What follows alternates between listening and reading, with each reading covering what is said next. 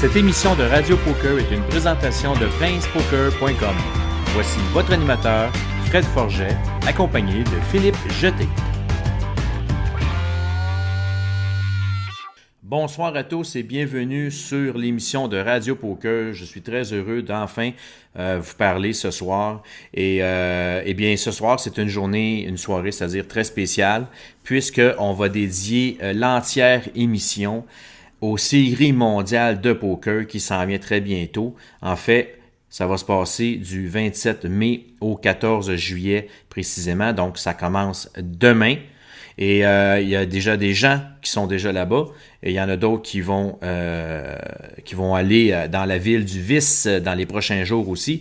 Donc, aujourd'hui, on va parler de WSOP. Pas nécessairement des tournois qui vont avoir lieu là-bas, à Vegas, mais aussi de tout ce qui englobe les séries mondiales. Donc, la ville de Las Vegas, qu'est-ce qui se passe, qu'est-ce qui est à voir, où aller dans les hôtels, quoi prévoir avant d'aller faire un tournoi. Donc, on va vous expliquer ça de long en large avec un invité extraordinaire qui est Yves Bouchard de PrincePoker.com, qui est un habitué de Vegas. Il va là depuis plusieurs décennies et c'est une passion pour lui d'aller là-bas. Il adore la ville et il adore les séries mondiales. Fait que tout à l'heure, on va s'entretenir avec lui. Je vais aussi parler d'actualité avec mon co-animateur Philippe Jeté dans quelques instants. Mais avant tout, j'aimerais faire une petite pub pour une amie, Michel, de Poker Terrebonne. Parce que oui, il y a une ligue de poker à Terrebonne. Et cette ligue-là organise des tournois les lundis et les mardis soirs dès 19h30. Les lundis soirs, c'est des tournois à 25$ freeze out. Et il y a une possibilité de rachat lors de la première heure. Et les mardis soirs, c'est un tournoi aussi à 25$, mais il y a un bounty de 5$ qui est ajouté. Et encore là, il y a une possibilité de rachat lors de la première heure. Mais ce qui est important de savoir, c'est que la Ligue de poker Terrebonne organise un tournoi de levée de fonds au profit de l'association de soccer de Mascouche pour l'équipe 14AA qui va avoir lieu le 7 juin à 19h. Il y a seulement 100 billets de disponibles, donc faites vite pour vous inscrire si ça vous intéresse. Les buy-ins sont de 40$. Il va y avoir un rebuy illimité à 20$ pour 10 000 en jetons pendant les 4 niveaux de blinds, les 4 premiers niveaux. Il va y avoir un add-on à la première pause pour aussi 10 000 en jetons pour la modique somme de 10$. Et les blinds vont être aux 20 minutes pendant les 8 premiers niveaux et ensuite aux 15 minutes. Si vous voulez plus d'informations, ben, vous pouvez appeler ma chum Michel au 438-875-3069. Sinon, vous pouvez vous présenter sur place. Ça va avoir lieu au salon Le Sieur Billard, au 1341 Grande Allée à Terrebonne. Et le numéro de l'établissement est le 450-492-8888. Alors voilà, Michel, le message est passé. Si jamais vous avez une ligue où vous organisez des tournois spéciaux, vous pouvez m'écrire, vous pouvez me l'envoyer, cette information-là, me demander d'en parler à l'émission. Moi, ça me fait plaisir de faire la promo de ces tournois-là parce que c'est pour une bonne cause. Alors, gênez-vous pas. Vous pouvez le faire via, soit m'écrire en privé sur Facebook ou sinon, vous pouvez aller sur la page de Radio Poker sur Facebook et m'envoyer un message sur la page. Puis ça va me faire plaisir de prendre les informations puis de vous répondre. Il y a aussi la possibilité de nous écrire ou de nous rejoindre à www.radiopoker.ca. D'ailleurs, ce soir, il va y avoir un chat live maintenant. C'est là, ça se passe là. Vous pouvez participer au chat live et poser des questions. Moi, Philippe et Yves, on va être sur le chat, donc vous pourrez nous poser une couple de choses et interagir avec nous tout au long de l'émission. Et il y a aussi via le forum de PrincePoker.com, il y a un onglet Radio Poker, alors vous pouvez écrire aussi à cet endroit-là. Donc, là-dessus, eh bien, je vais m'entretenir avec mon ami Philippe Jeté de Prince Poker pour parler d'actualité. Salut Philippe, comment ça va? Salut Fred, comment vas-tu? Ça va très bien. Écoute, on va y aller d'entrée de jeu avec la Canada Cup qui suit son cours présentement. Comment ça va de ce côté-là? Ah, écoute, c'est génial. Super beau tournoi. Plein de noms connus qui sont encore dans le tournoi. Au moment où on se parle en pré-enregistrement, il est 15h, il reste 37 joueurs. On a Duhamel, Marc-André Ladouceur, Pascal Lefrançois, Sylvain Sibert, entre autres, et puis j'en oublie certainement qui sont dans le tournoi. Laurence Grondin, oui, je ne vais pas l'oublier parce que c'est elle que je remplace ici comme commentateur. Et tu fais bien ça en passant. Ah, c'est bien gentil, c'est bien gentil. Donc, franchement, super beau tournoi. Assurez-vous de suivre ça encore demain. On passe de 27 à 8 et mercredi, la table finale de 8 joueurs. Écoute, on va y aller côté actualité. Tu en as parlé d'ailleurs brièvement à l'émission là, sur rds.ca. Le fameux deal que Daniel Negreanu a lancé à tous ceux qui seraient peut-être intéressés à participer. Oui, ben c'est intéressant, j'aime ça. C'est du Negreanu tout craché qui réussit à faire parler de lui. Il offre du 1 pour 1, en fait, sur le fait de gagner un bracelet lors des prochaines séries mondiales.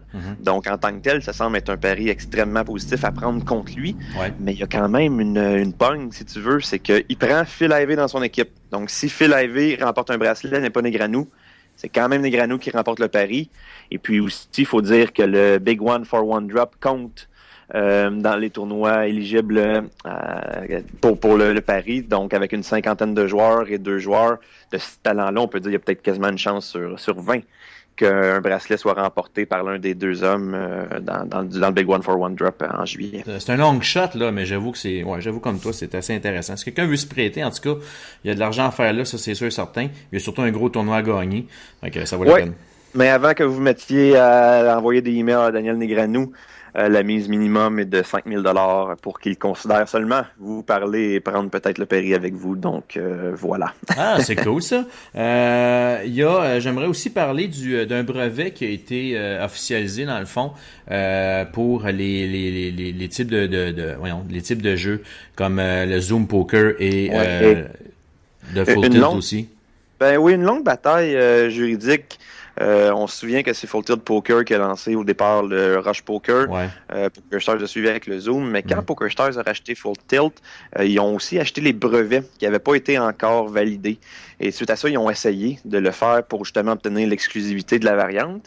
Et ça a toujours été refusé jusqu'à ce mois-ci, en fait, où ça a été accepté. Ce que ça veut dire, c'est seulement aux États-Unis, c'est que les compétiteurs présentement de PokerStars et Full Tilt qui n'opèrent pas aux États-Unis pourraient ne plus pouvoir utiliser à faire de poker, d'offrir de petits poker à action rapide, Snap Fold Poker. Donc, franchement, un avantage concurrentiel pour eux, surtout si jamais il en venait PokerStars en venait qu'à percer le marché américain, où là, ce serait la seule salle qui pourrait l'offrir. Et si on se rapproche un peu de chez nous, il y a quand même une grosse nouvelle qui est tombée dans les derniers jours, soit la date, enfin, on va connaître la date du début du procès qui inclut la défunte LTPQ à l'Auto-Québec.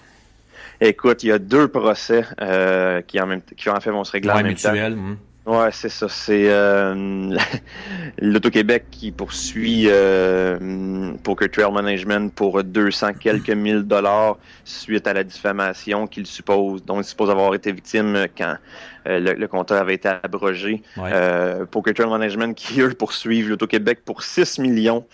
C'est une histoire qui avait fait extrêmement mal au poker québécois. Il y a encore plusieurs joueurs qui ont été floués. Et bon, il y en a qui sont encore amers de ça aussi, là. Avec raison. Puis, c'est difficile de pointer du doigt un ou l'autre des partis sans avoir la vérité. On va l'avoir en janvier 2015 seulement, mais je peux te dire que c'est un procès qu'on va suivre avec attention. Mais tout ce que j'espère à travers tout ça, et je pense que c'est ce que tous devraient retenir, c'est que peu importe ce qu'on apprendra, peu importe le dénouement, espérons que les joueurs puissent, eux, être dédommagés, que l'argent qui leur est dû à travers une ligue qui se voulait pratiquement gratuite, qui se voulait amicale, qui se voulait populaire, puisse être récompensé. Parce que, en tout cas, je pense pas que personne pleure sur l'un ou l'autre des 2 parties de la manière dont le conflit s'est dessiné, mais si au moins les joueurs pouvaient, eux, être dédommagés. Ça ne fera pas revenir la Ligue, mais au moins, on pourrait penser que c'est une fin relativement positive dans ce long dossier. Juste pour donner des détails là, un peu plus précis, là, c'est l'honorable juge de la Cour supérieure du Québec, André Véry, qui a fixé la date au 5 janvier 2016. Ça a une durée maximale de 21 jours. Et parmi les témoins, il va y avoir Laurence Grondin, il va y avoir Guillaume Lepage, Patrick Huard, Jean-Nicolas Véraud et Sophie Bourgeois. Qui ont été inclus là, de près ou de loin là, dans cette affaire-là. Donc, écoute, Philippe, Je te retiendrai pas trop longtemps. Je te laisse vaquer à tes occupations de journaliste de poker et on se reparle très bientôt. Ben, je te remercie, une excellente émission. Puis il y a Yves et moi aussi qui allons être convoqués comme témoins. Donc, ce sera tout un procès, tu vas voir. Yes, all right. Bonne Salut. émission, là. À bientôt, Fred. Bye. Et sans plus tarder, on va s'entretenir maintenant avec Yves Bouchard de princepoker.com. Bonsoir Yves et bienvenue à Radio Poker. Ben, merci bien. Merci de m'avoir invité. Je suis bien content de prendre le temps de parler avec toi, justement, parce qu'on va parler de plein d'affaires aujourd'hui, poker. Et les choses, justement, la première question que je voudrais te poser, c'est concernant le fameux challenge que Daniel Negreanu a fait. Toi, qu'est-ce que tu en penses de ce fameux challenge-là? Je miserais pas contre lui, mais c'est un pari qui est misable. Je m'explique. Il y a des tournois, on a toujours l'idée qu'un tournoi WSOP, c'est 2000 joueurs, 5000 joueurs, 8000 joueurs. C'est pas le cas. Le pari, en fait, qu'il fait, puis il s'ajoute Phil Ivey pour cette raison-là, c'est deux gars qui jouent toutes les variantes de poker. Alors, c'est des gars qui vont jouer des tournois de Raz à 10 000 piastres où il va y avoir 127 joueurs ou 87 joueurs. C'est des joueurs qui vont jouer probablement le Big One aussi où il va y avoir 50 joueurs et où ils sont grandement avantagés sur le field, sur la balance des joueurs. Fait que c'est intéressant comme bet. Ça force Negreanu en même temps à jouer plus de ces tournois-là. Pour le public, c'est bon parce qu'on va pouvoir voir Daniel plus souvent dans bien des tournois. Toi, Yves, est-ce que tu es un passionné de Rush Poker ou de Zoom Poker, là, ce genre de jeu-là? Écoute, quand tu es fan de poker, tu es fan de tout ce qui crée de l'intérêt vis-à-vis du poker. Puis c'est le fun pour tout le monde. Puis c'est le fun parce que tu peux jouer pendant 15-20 minutes puis avoir l'impression que tu en as eu ton argent. Mais dans du poker ordinaire, mon ancien poker à une table, c'était pas tellement intéressant de jouer une demi-heure. Du Rush Poker, tu peux jouer une demi-heure puis en avoir eu pour ton argent. Si tu me permets bien, Yves, on va aller à une pause musicale et puis au retour, eh bien, on va continuer l'entrevue avec toi. Ça te va? Excellent. Cette émission vous est présentée en collaboration avec princepoker.com. Nous sommes de retour à Radio Poker et nous avons comme invité Yves Bouchard de princepoker.com. Dis-moi, Yves, quelle est ta relation avec Vegas? Pour moi, c'est la plus belle ville au monde. C'est la ville où il y a tout. Puis il y a vraiment tout à Vegas. C'est une ville que je visite régulièrement, au moins une fois par année, quand c'est pas 3-4 fois par année ou plus, depuis une trentaine d'années. Ça fait que j'ai à peu près tout fait là-bas. J'ai tout connu. J'ai les bons côtés puis les mauvais côtés, les erreurs, les choses à pas faire. Puis à force d'y aller, ben tu finis par avoir une meilleure compréhension de ce que c'est cette ville-là, qui est vraiment différente des autres villes mondiales. C'est la seule ville, incluant Macao, même c'est la seule ville où vraiment tout est basé sur le jeu et sur ce qui découle du jeu. Et pour aller à Vegas, on le sait, il y a plusieurs options. Les gens doivent magasiner pour avoir le meilleur prix possible, avec la meilleure qualité possible pour le voyage. Il y a plusieurs compagnies aériennes qui offrent des tarifs franchement très intéressants, mais ça peut être facile de se perdre dans tout ça. Et la question que je me pose, moi, est-ce que c'est mieux d'aller avec un voyage avec une escale ou vol direct? C'est selon, il y a des gens qui aiment mieux le vol direct que l'escale. Est-ce que c'est le plus avantageux l'un ou l'autre? Ben là, c'est la question que je te pose dans le fond. Selon toi, quelle est la meilleure option possible qu'une personne doit regarder pour se diriger vers Vegas?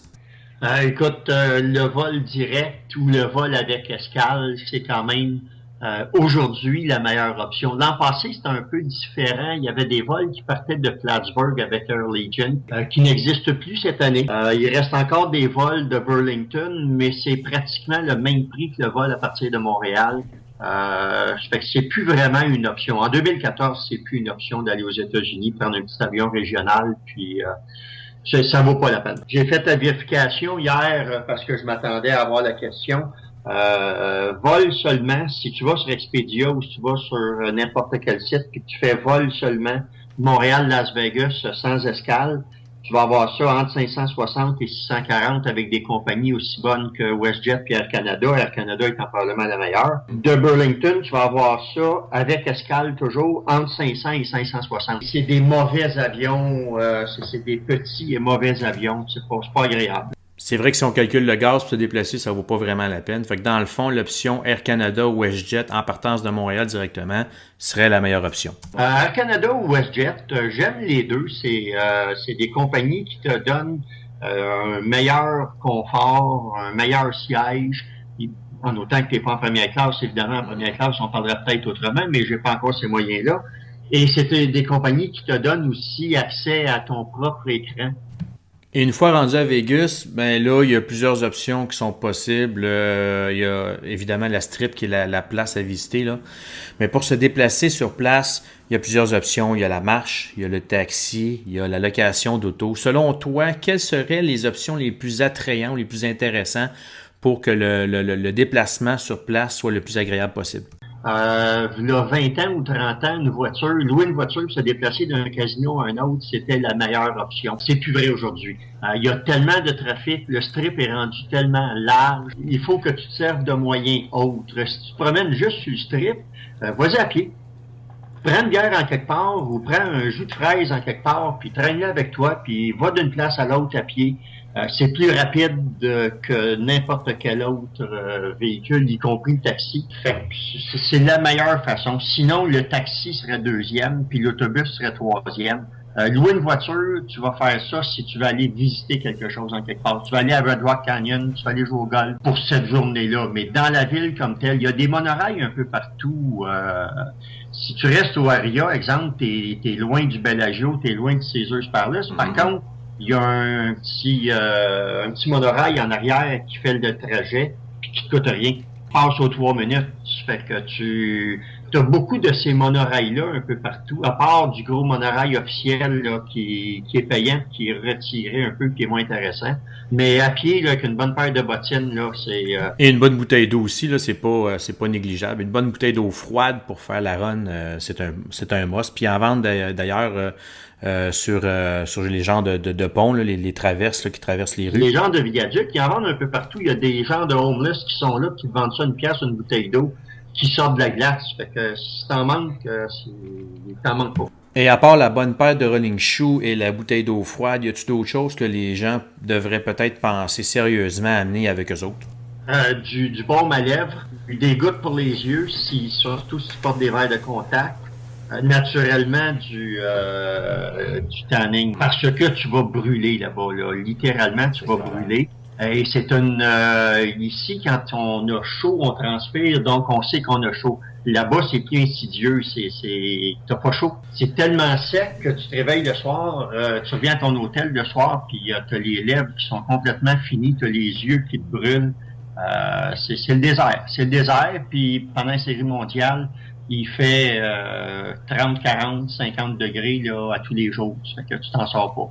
Et si on parle hôtel, est-ce que tu aurais des conseils à donner aux gens pour le magasinage d'hébergement?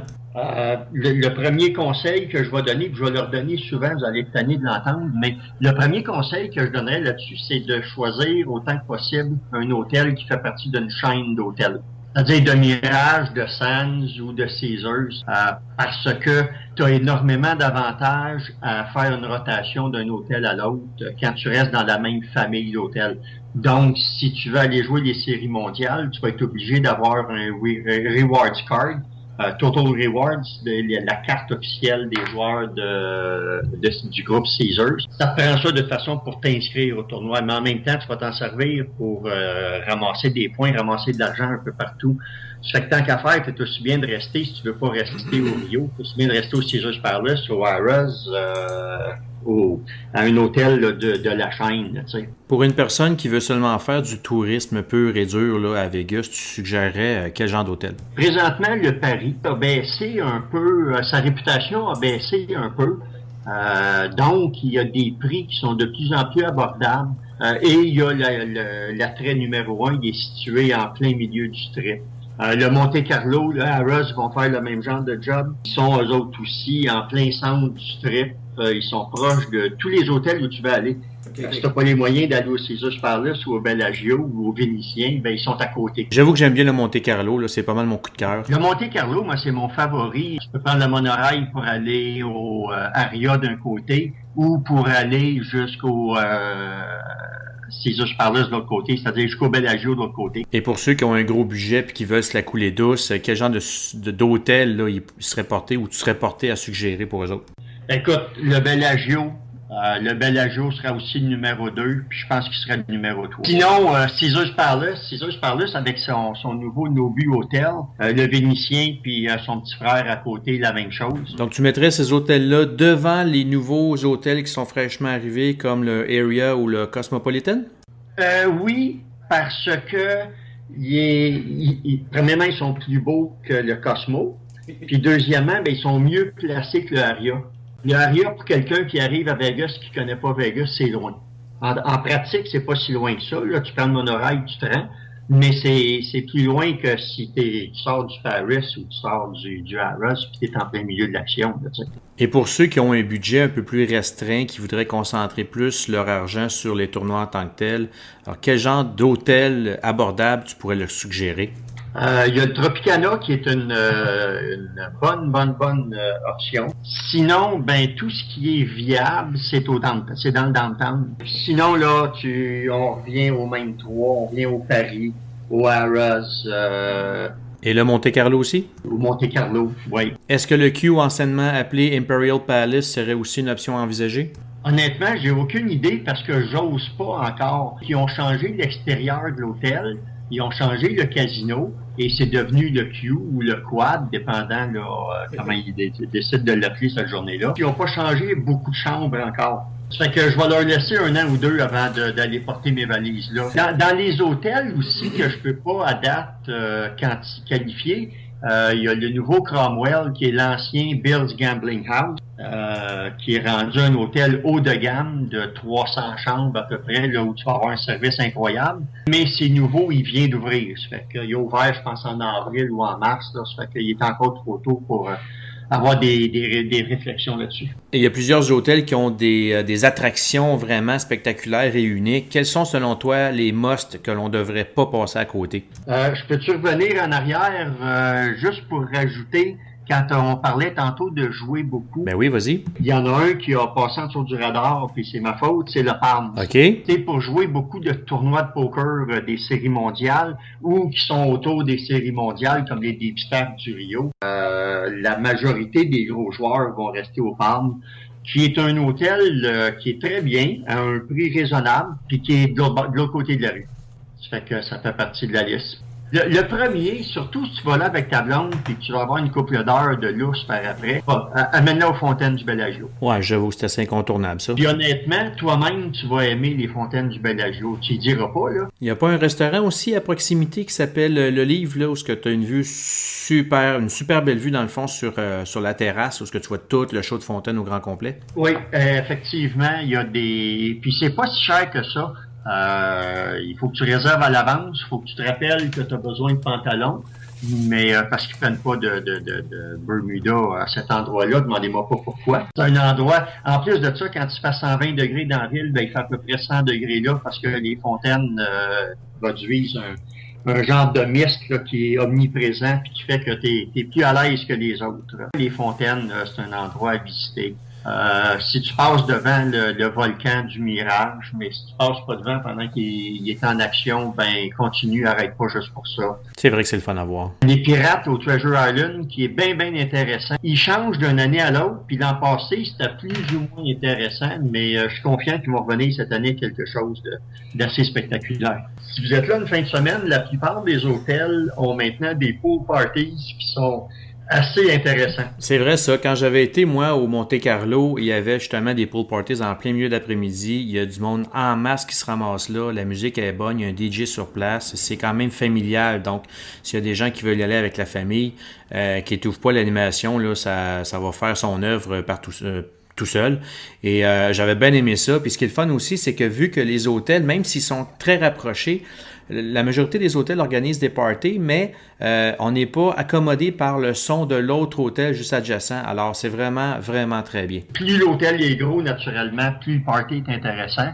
Mais ça vaut le détour. Ça vaut carrément le détour. Même si vous me dites, ouais, on va là pour jouer, mais on va pas là pour aller me baigner. Il y a tout un spectacle autour des piscines. C'est assez rock'n'roll. Avant de continuer, on va prendre une petite pause musicale et au retour, bien, je reviens avec Yves Bouchard de PrincePoker.com et on parle de Vegas.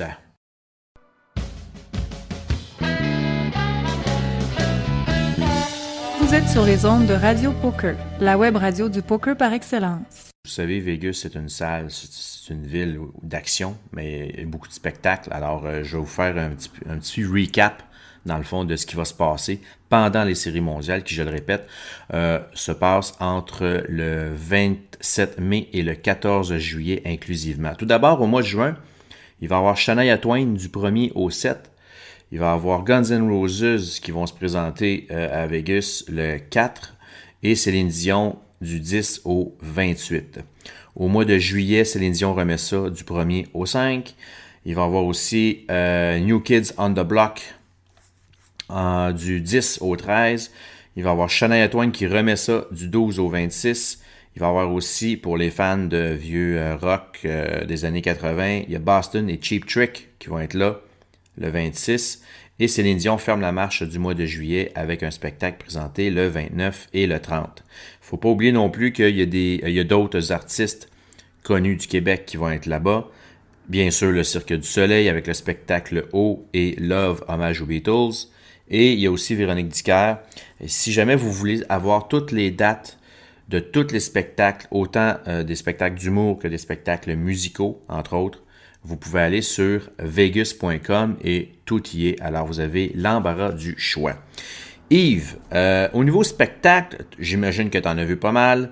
Et qu'est-ce que tu pourrais recommander là, à nos auditeurs lorsqu'ils vont aller à Vegas faire les séries mondiales de poker? Je vais aller dans un sentier que tu n'as pas touché et qu'on couvre sur le guide. C'est la compagnie Tickets for Tonight. Vous irez voir le site parce que, écoute, si t'aimes un genre de musique puis que j'en aime un autre, on n'aura pas nécessairement les mêmes priorités de spectacle. Et puis, cette compagnie-là qui a pignon sur rue à 3-4 places dans la ville, carrément à l'entrée des casinos, ils sont faciles à trouver, vont te donner des escomptes qui sont vraiment incontournables. J'avoue que c'est intéressant parce que le jour même, tu sais pas quoi faire. À la dernière minute, tu peux aller les voir, puis whoop, t'as un super bon deal. Ça va aussi pour les restaurants, Fred, cette fameuse compagnie-là. Que si tu sais que tu vas aller, disons, chez Samba au Mirage, ben tu sais que Samba, c'est 49$. Tu t'en vas là, puis ils donnent un escompte de 33% ou de 50%. Ton rabais, il est directement là, tu le sais tout de suite, t'as pas de surprise en bout de ligne, là. C'est vraiment un incontournable à Las Vegas, là. Peu importe où tu vas aller, ils vont te charger moins cher pour aller à la même place qu'avoir le même siège. Et quand on parle de salle de spectacle, là, c'est sûr que bon, il y a des salles qui sont spécifiques pour ça, mais ce qui est le fun de savoir aussi, c'est quand on se promène ou quand on est à même un casino, parfois, si on va au bar, on peut avoir une surprise sur place. Je me rappelle, il y a un endroit, un bar qui s'appelle Two Pianos, qui était juste à côté du Flamingo, et qui l'est toujours encore, là. Et il y a 2 pianos dans le bar, et en soirée, il y a 2 jumelles qui s'installent et qui font de la musique, et ils ne font que du sur-demande, donc des demandes spéciales, et ils font tous les styles de musique à saveur piano. C'est vraiment extraordinaire, c'est vraiment 2 bonnes musiciennes, puis ça fait des super belles soirées. Il y a aussi les concierges qui vont t'aider. Si tu restes dans un hôtel qui est le moindrement bien, va voir le concierge, puis dis, je cherche telle affaire, puis il va t'envoyer aux bons endroits. Mais les gens sont très ouverts à ça. C'est un milieu qui bouge beaucoup. Les gens sont très ouverts à ça. Ça fait que gênez-vous pas pour le demander. Plus vous posez de questions, plus vous avoir de bonnes réponses. Et il y a aussi des endroits où ce que tu peux avoir vraiment une surprise quand tu vas juste prendre un verre, là, parce qu'à un moment donné, là, j'étais assis avec des amis, on prend un verre, tout ça. Whoop! La musique embarque, il y a un DJ qui est sur place, le barman commence à faire des pirouettes avec de la jonglerie avec les verres, puis c'était pas là, juste une coupe de jonglerie, là non, ça durait 1 heure, 1h15, 2 heures, c'est facile, puis le staff là, ils font vraiment tout, ils font vraiment tout pour te divertir, Puis c'est le cas entre autres du Carnival Court. Le Carnival Court, ça faisait partie de ma liste de must-see. C'est quasiment mon bureau à Vegas. C'est à côté du Harrah's, à côté de la Grande Roue. C'est une roue géante qui vient d'ouvrir. Qui va sûrement faire capter l'œil de bien des gens. C'est un principe différent, c'est le fun. Dans les secrets bien gardés aussi, on réalise pas à quel point on a du pouvoir en tant que client. Quand vous arrivez pour prendre possession de votre chambre au check-in, demandez un upgrade, il y a un terme pour ça, mais en tout cas, demandez un room upgrade tout simplement. Vous allez régulièrement avoir une meilleure chambre que ce qu'ils vous ont réservé juste parce que vous le demandez. Ça fait partie du deal, ça fait partie de la façon d'opérer. Et puis, ça coûte rien. Au pire, ils vont dire, écoutez, on est sold out pour la fin de semaine, on peut pas vous donner plus que vous avez là, mais habituellement, ils vont vous donner plus quand même. Même affaire pour les spectacles, dans le fond. Les spectacles, c'est la même chose. Tu vas voir un spectacle, tu as ton billet dans les mains. Il y a mille et une façons d'avoir un upgrade sur l'endroit où tu vas être assis, même si c'est plus difficile aujourd'hui parce qu'il marche pas des compagnies comme Ticketron pour te donner ton billet. Là. Il y a toujours des façons là, de s'organiser pour avoir mieux. Là, on a parlé pas mal de ce qui se passe sur la strip, mais à l'extérieur de la strip, il y a quand même d'autres choses à faire. Il y a des choses de divertissement qui valent la peine. Selon toi, je vais te le demander, Yves, c'est quoi tes coups de cœur ou des incontournables là, qu'on doit absolument profiter? Définitivement, dans le temps. C'est un autre monde. C'est le fun, puis ça se fait bien. Tu peux y aller souper, puis après ça, passer une couple d'heures. En dehors de ça, Red Rock Canyon, Hoover Dam, il y a deux façons de le faire. Tu peux y aller en hélicoptère ou tu peux louer une auto. On s'entend que l'option hélicoptère doit être plus avantageuse que l'auto, non? Ouais, si tu vas, j'aime bien aller à soit à Hoover Dam ou à Red Rock, c'est 1 heure. Dans un cas comme dans l'autre, c'est 1 heure. Y aller à mon propre rythme, puis arrêter à des endroits que je peux trouver intéressants en chemin. Par contre, si tu vas au Grand Canyon, c'est sûr que tu vas aller là en hélicoptère. C'est à peu près ça.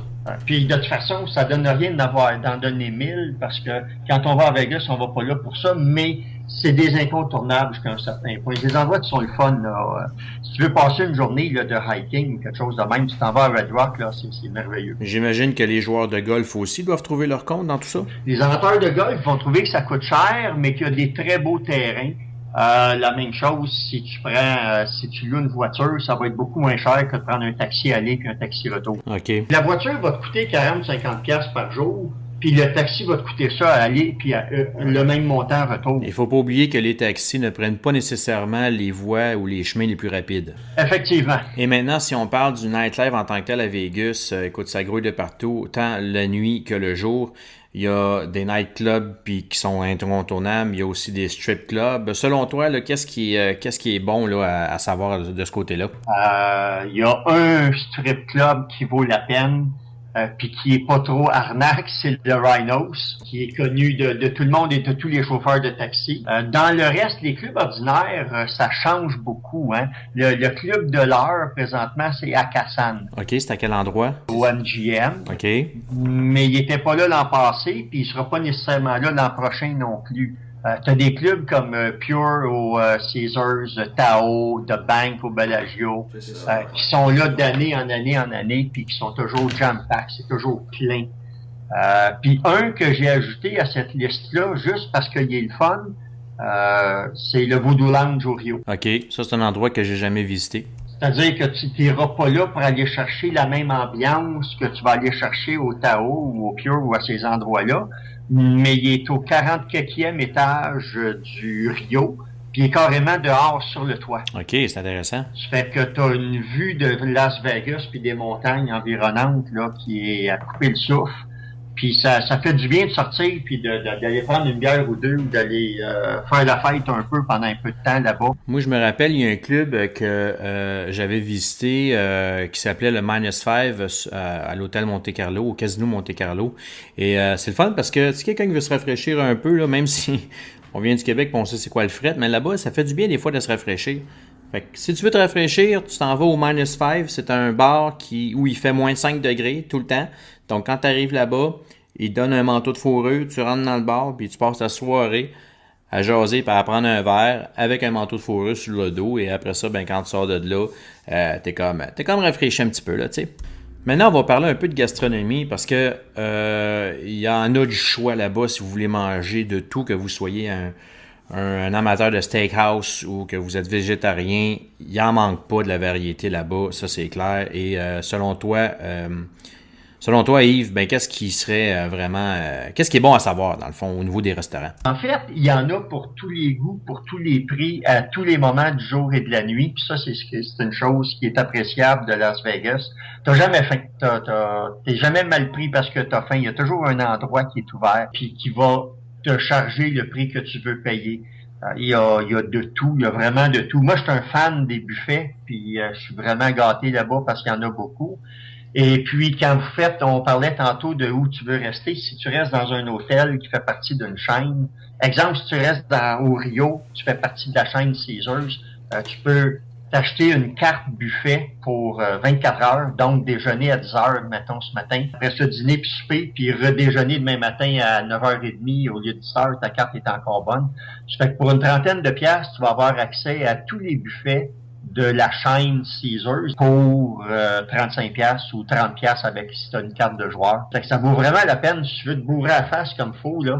Ils ont des spéciales en même temps, des spéciaux en même temps sur la bière puis le vin. Tu peux boire bière à volonté toute ta journée pour 10 piastres de plus sur ta carte là. Ça fait que c'est de là au restaurant 4 étoiles, puis au restaurant 4 tops, puis etc. Là, il y en a de tous les goûts. Je pense que c'est bon de se mettre une journée de côté à un moment donné, puis de dire je vais visiter un bon resto, je vais me taper un bon resto ce soir. Là. C'est une expérience qu'on vit pas souvent, puis qu'on vit pas souvent chez nous, puis on a tendance à être routinier dans notre vie, puis aller toujours aux mêmes places. Tu t'en vas à Vegas, tu as vraiment là des choses à essayer, puis encore là, à pas mal toutes sortes de budgets. Et des fois, là, au niveau de l'alcool, tu peux payer le gros prix, mais aussi l'alcool te revient à vraiment pas cher. Peux-tu nous expliquer un peu pourquoi?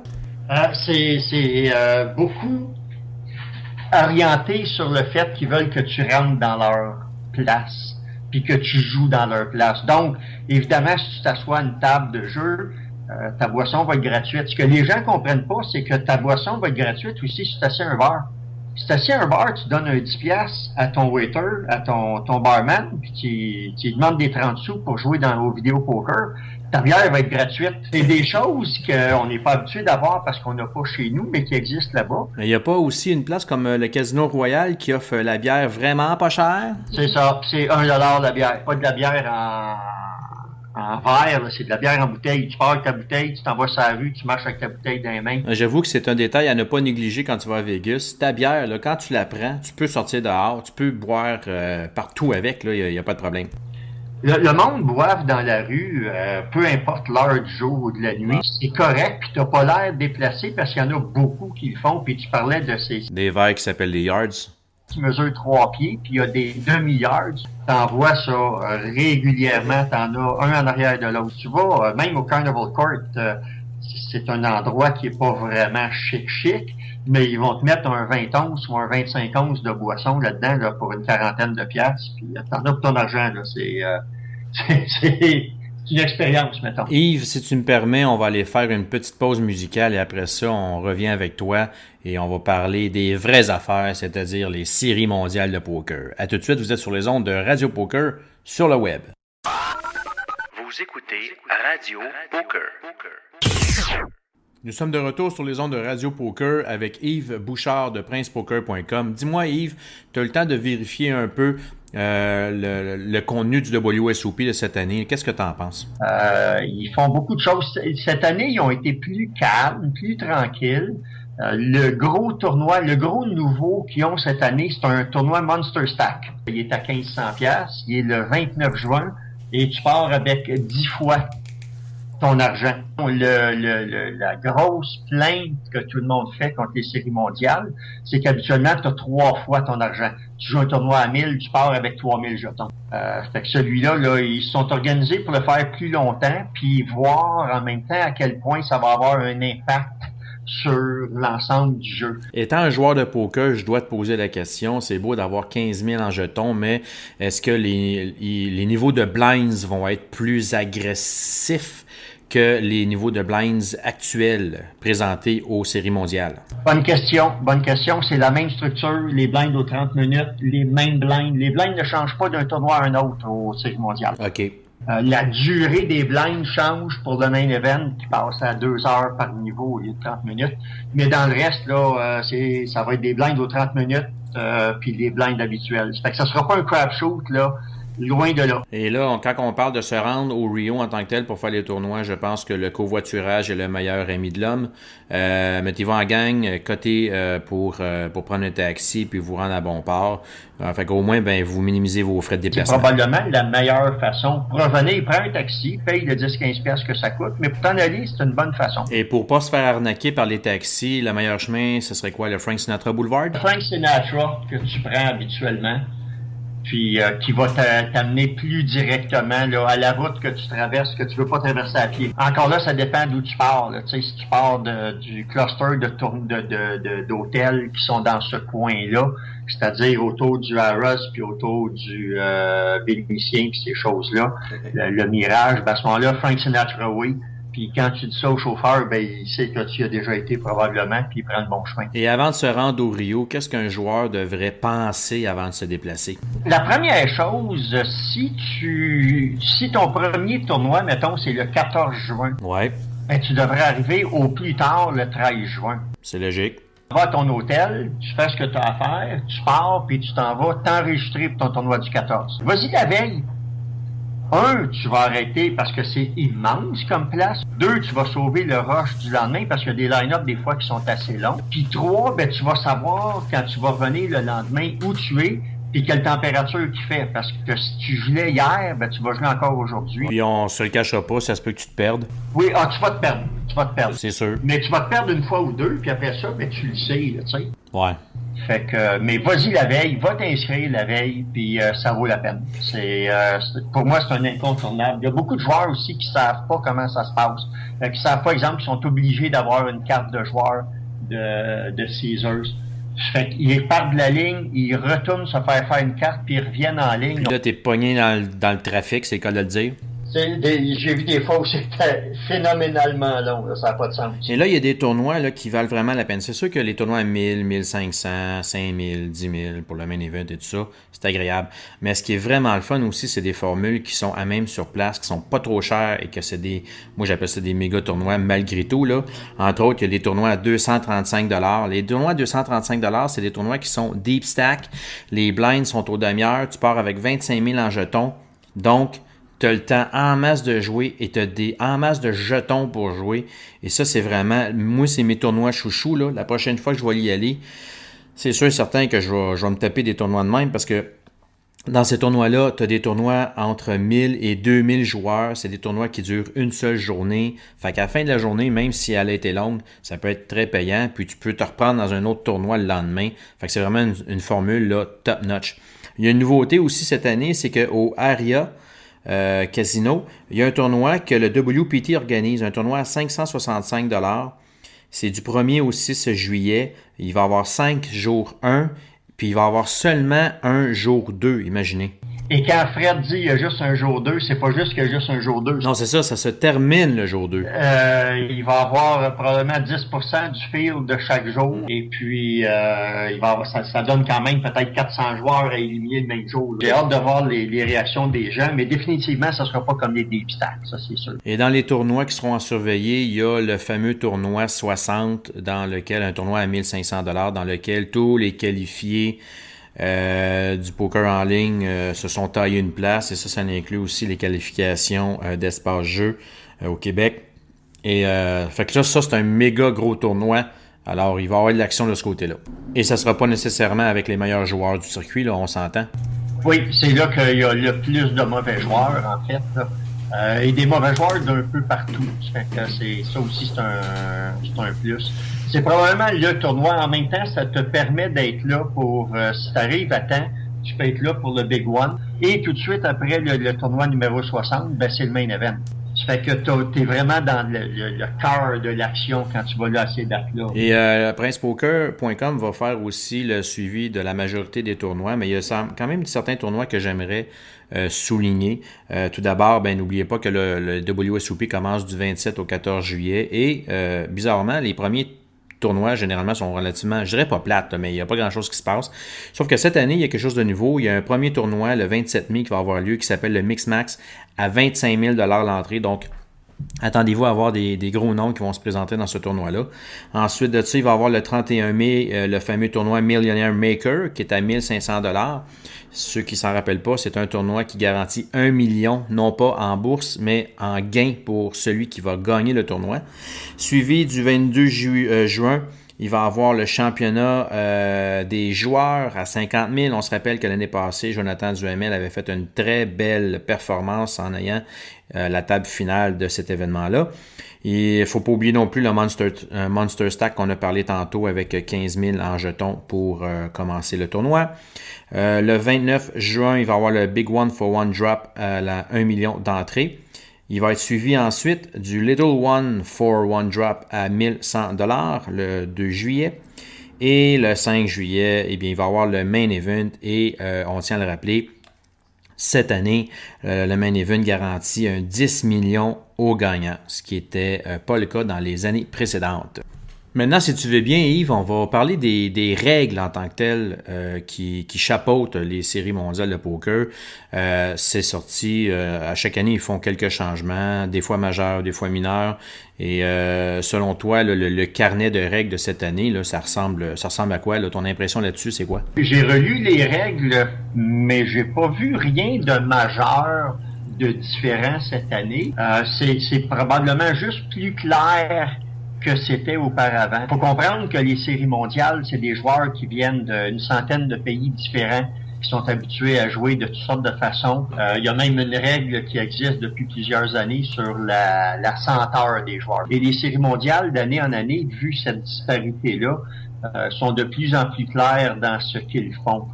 Il y a des choses que j'aimerais ça jaser. Comme quoi, par exemple? Il y a une règle qui est plus appliquée là que partout ailleurs. Et les règles sont appliquées de façon martiale là-bas. Là. C'est comme l'armée. Tu as fait ça, tu as une pénalité de X. Si tu mises pas avec la loi quand tu es le dernier à agir à ta table, tu vas être pénalisé. Oui, j'avoue que c'est assez drastique au WSOP. Ils t'avertissent pas, c'est flingue, tu rentres ça dans les dents.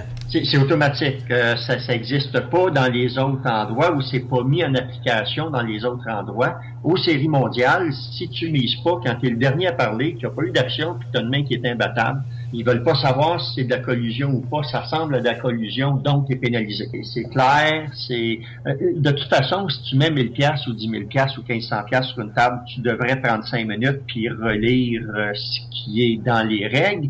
Mais encore là, petite anecdote à vous conter qui est arrivée au Playground. Puis je nommerai pas le joueur parce que c'est un bon joueur, c'est un joueur d'expérience, c'est un gars qui joue régulièrement au casino, au Playground, au Poker Saint-Eustache, un peu partout. Ils ont coupé sa table pendant le tournoi numéro 1. On est au jour 2, là, on se comprend, là. Il reste moins de joueurs qu'il y en avait. Ils ont coupé sa table, ils l'ont envoyé, disons, de la table 28 à la table 14, mettons. Puis en s'en allant, il a décidé d'aller pisser avec ses jetons. Oups, une petite erreur. Il a été chanceux, il s'est fait prendre, puis ils ont donné une pénalité d'un tour de table. Fais ça aux séries mondiales, puis ton chat, il est pas mal mort. Là. Tu fais ça, t'es disqualifié automatiquement. T'as pas la possibilité de te retrouver sur une liste noire aussi? Tu risques de te ramasser sur une liste noire aussi. Ça fait que c'est des choses qu'un joueur de poker qui joue à des gros montants devrait savoir de lui-même. Dès que tu as des jetons qui sont hors de vue, tu es disqualifié automatique. C'est des choses qu'on devrait savoir, par contre. Je pense pas qu'il ait ajouté, à moins que j'ai passé à côté, je pense pas qu'il ait ajouté des nouvelles règles, autant qu'ils ont rajouté des clarifications à ce qui existe déjà. Là, je pense que les changements les plus importants, là, ça a été divulgué lors de la conférence de presse qui a été faite un peu plus tôt cette année par rapport aux jeux en ligne. Maintenant, WSOP, ils ont le droit légalement d'organiser des tournois qualificatifs en ligne sur le web et ils vont mettre l'emphase là-dessus. Donc, ça va être possible aux joueurs, pendant l'événement des séries mondiales à Vegas, de se qualifier en ligne sur des tournois à venir dans la cédule. Il va même avoir un grinder room qui va servir, il va avoir plusieurs ordinateurs mis à la disposition des joueurs, donc les joueurs vont pouvoir aller jouer en ligne pour faire des qualifications et même des tournois pendant les événements. Et ce que ça veut dire aussi, c'est que quand vous êtes sur le Rio, vous pouvez jouer en ligne, mais la provenance, l'origine des joueurs ne compte pas. C'est pas comme exemple à Espace Jeux au Québec où vous devez absolument être résident du Québec pour faire des tournois de qualification. Là-bas, c'est le lieu géographique qui compte. Ça s'adresse pas juste aux résidents du Nevada, le fait de pouvoir se qualifier en ligne. Le joueur du Québec qui est physiquement au Nevada, il peut déposer un 100$, un 1000$, un whatever, et se qualifier en ligne pour un tournoi des World Series pendant qu'il est là-bas. On a Jeff Côté, d'ailleurs, qui est un joueur québécois, qui a fait ça en revenant d'un WPT en Floride quand il a été au WPT Borgata. Il est arrivé une journée d'avance, il s'est installé dans sa chambre, il a joué un satellite sur WPT du New Jersey, puis il a gagné son siège comme ça. C'est vraiment ouvert aux Québécois, aux Canadiens. C'est ouvert à tous ceux qui sont sur le territoire du Nevada pendant qu'ils jouent. Moi, j'aurais une question pour toi, Yves, parce que là, je suis en ligne, donc je vais te poser la question. Là, la fameuse règle de la première carte jetée par le dealer sur la table disant qu'un joueur doit être absolument assis lorsque le dealer donne la première carte.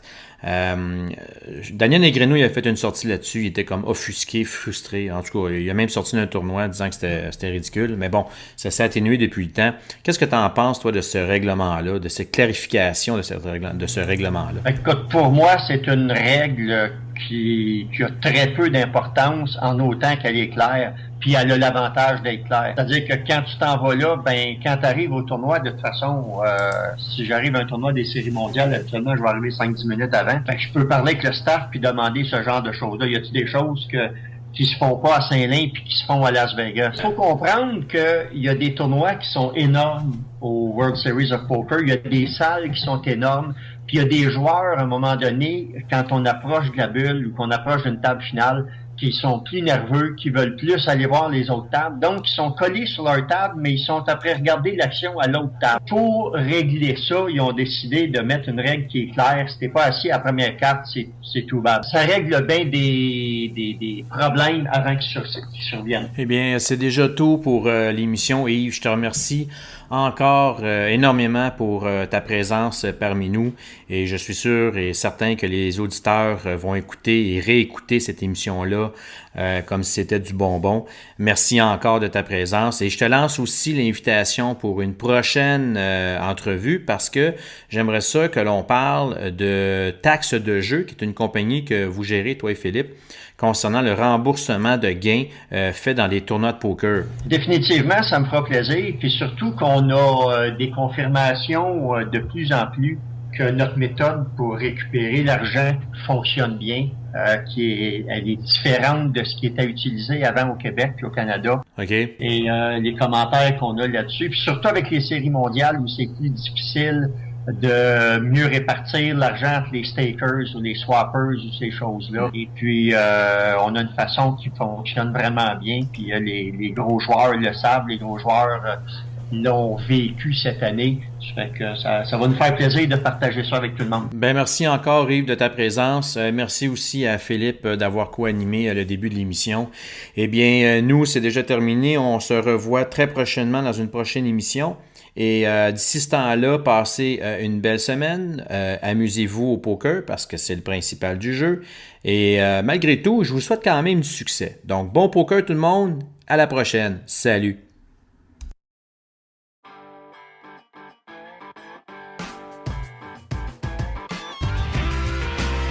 Cette émission était une présentation de PrincePoker.com.